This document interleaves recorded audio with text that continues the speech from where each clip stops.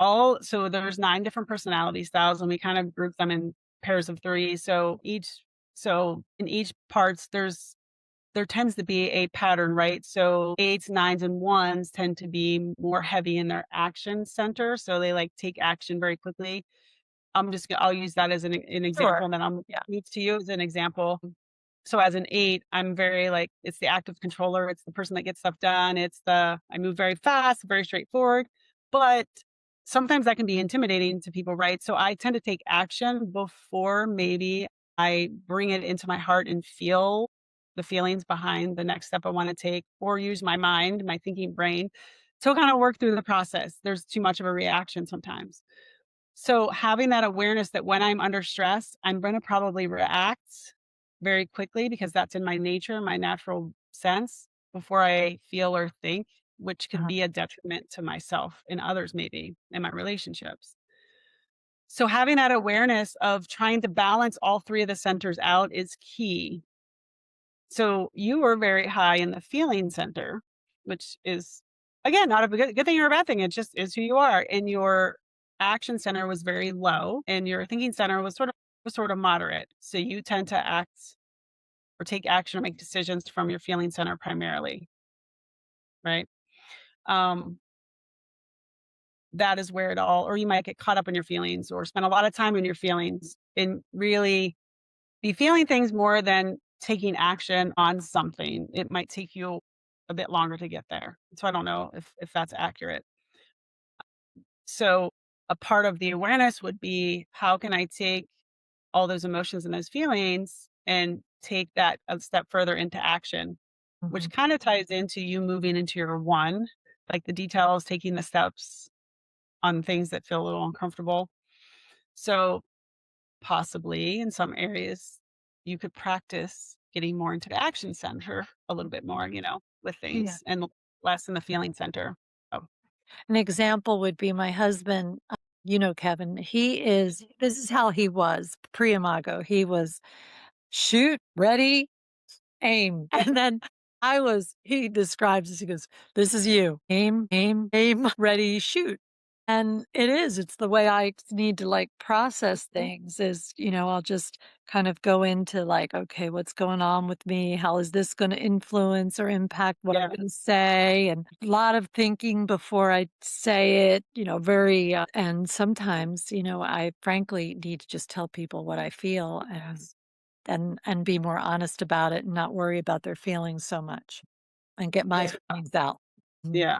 So that Yeah. would be the action part, is just moving from that, like the intuition, gut instinct, just Yeah. moving quickly. Yeah. I like that. So you'll be working with me on that, right? When you're doing Yes. my leadership coaching?